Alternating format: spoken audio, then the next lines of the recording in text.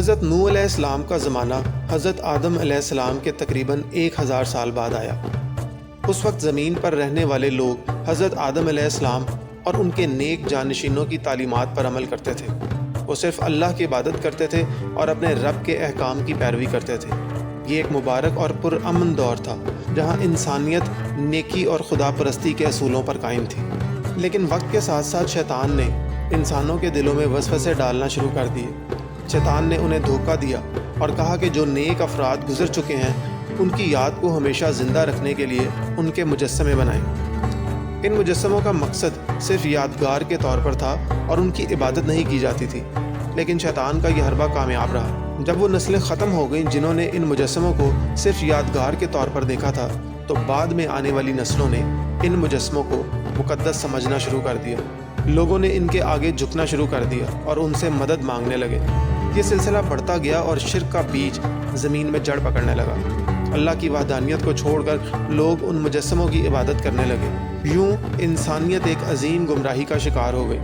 یہ وہ وقت تھا جب زمین پر ہدایت کا نور کمزور پڑ رہا تھا اور لوگوں کو اللہ کی طرف پلٹانے کے لیے اللہ نے حضرت نوح علیہ السلام کو نبی بنا کر بھیجا۔ حضرت نوح علیہ السلام نے اپنی قوم کو پیغام دیا کہ وہ شرک کو چھوڑ کر اللہ وحدہ لا شریک کی عبادت کریں، کیونکہ یہی انسانیت کی اصل فطرت ہے اور یہی راستہ کامیابی کا ضامن ہے۔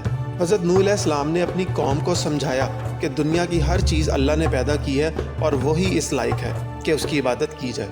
آپ نے انہیں ان کے اعمال کے انجام سے ڈرایا اور بتایا کہ اگر وہ اپنی روش نہ بدلے تو اللہ کا عذاب ان پر نازل ہوگا، لیکن قوم نے آپ کی بات ماننے سے انکار کر دیا۔ حضرت نوح علیہ السلام نے اپنی دعوت میں محبت، حکمت اور صبر کا مظاہرہ کیا۔ آپ نے دن رات اپنی قوم کو حق کی طرف بلایا، لیکن وہ ضد اور تکبر کا شکار رہی۔ انہوں نے آپ کا مذاق اڑایا اور آپ کے پیغام کو جھٹلایا۔ قوم نے کہا کہ آپ بھی ہمارے جیسے ایک انسان ہیں اور آپ کی بات ماننے کا کوئی جواز نہیں۔ انہوں نے یہ بھی کہا کہ ہم نے اپنے باپ دادا کو انہی بتوں کی عبادت کرتے دیکھا ہے اور ہم ان کے طریقے کو نہیں چھوڑ سکتے۔ حضرت نوح علیہ السلام نے اپنی قوم کے سامنے اللہ کی قدرت اور نشانیاں بیان کی، لیکن وہ اپنی گمراہی پر ڈٹے رہے۔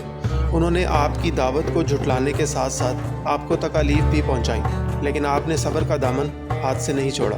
یہ مرحلہ حضرت نوح علیہ السلام کے لیے آزمائش کا تھا، لیکن آپ نے اللہ کے حکم کی پیروی جاری رکھی اور اپنی قوم کو حق کی دعوت دینا نہ چھوڑا۔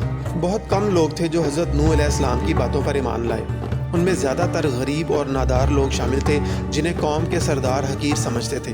سرداروں نے ان کمزور لوگوں کے ایمان لانے کو جواز بنا کر حضرت نوح علیہ السلام کی دعوت کو مسترد کیا اور کہا کہ اگر آپ سچے نبی ہوتے تو ہم جیسے معزز لوگ آپ کا ساتھ دیتے، نہ کہ یہ نچلے طبقے کے افراد۔ حضرت نوح علیہ السلام نے اپنی قوم کو 950 سال تک صبر اور استقامت کے ساتھ حق کا راستہ دکھایا۔ آپ نے دن رات لوگوں کو سمجھانے کی کوشش کی کہ وہ اللہ کی عبادت کریں اور بت پرستی کو چھوڑ دیں۔ آپ نے اپنی قوم کو اللہ کے انعامات اور عذاب دونوں سے آگاہ کیا، لیکن وہ اپنی گمراہی اور ضد پر قائم رہے۔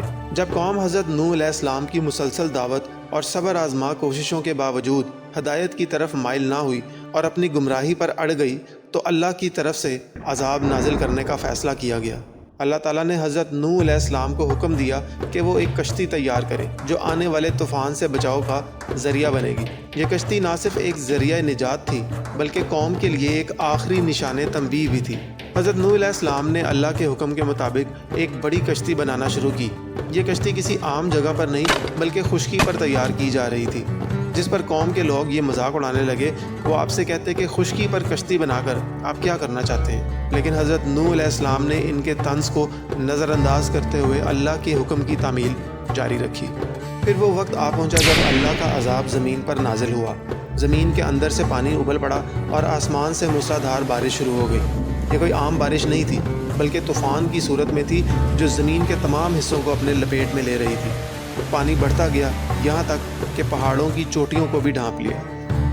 حضرت نوح علیہ السلام نے اپنے ایمان لانے والوں کو کشتی میں سوار کر لیا، جن میں انسانوں کے علاوہ ہر قسم کے جانوروں کے جوڑے بھی شامل تھے، جیسا کہ اللہ تعالیٰ نے حکم دیا تھا۔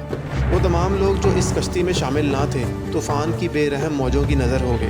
وہ قوم جو اپنے گناہوں پر اڑی ہوئی تھی اور حضرت نوح علیہ السلام کی باتوں کو جھٹلا رہی تھی، اللہ کے عذاب کا سامنا نہ کر سکی اور ہمیشہ کے لیے ختم ہو گئی۔ کشتی طوفانی پانیوں میں کئی دن تک سفر کرتے رہی۔ پانی کی سطح اتنی زیادہ تھی کہ خشکی کا کوئی نشان دکھائی نہ دیتا تھا۔ کشتی میں سوار لوگوں اور جانوروں کو اس وقت اللہ کی پناہ حاصل تھی۔ آخرکار یہ کشتی ایک پہاڑ پر جا کر ٹھہر گئی۔ یہ پہاڑ اللہ کی قدرت کا ایک اور نشان تھا، جس پر کشتی کا رکنا ایک نئی زندگی کی ابتدا کی علامت تھا۔ حضرت نوح علیہ السلام اور ان کے پیروکاروں نے اللہ کے اس عظیم کرم کا شکر ادا کیا، کیونکہ وہ اس تباہ کن طوفان سے بچ گئے تھے اور ایک نئی زندگی کی طرف قدم بڑھا رہے تھے۔ حضرت نوح علیہ السلام کی قوم کا اختتام ایک عظیم درس اور عبرت کی کہانی بن گیا۔ قوم نوح نے اللہ کی ہدایت کو رد کر دیا اور اپنی شرک کی عادتوں میں غرق ہو گئے۔ جب اللہ کا عذاب آیا تو ان کی ہلاکت اس بات کا کھلا نشان تھی کہ اللہ کی طرف سے آئی ہوئی ہدایت کا انکار اور اس کی رضا کی مخالفت انسان کو کس انجام تک پہنچا سکتی ہے۔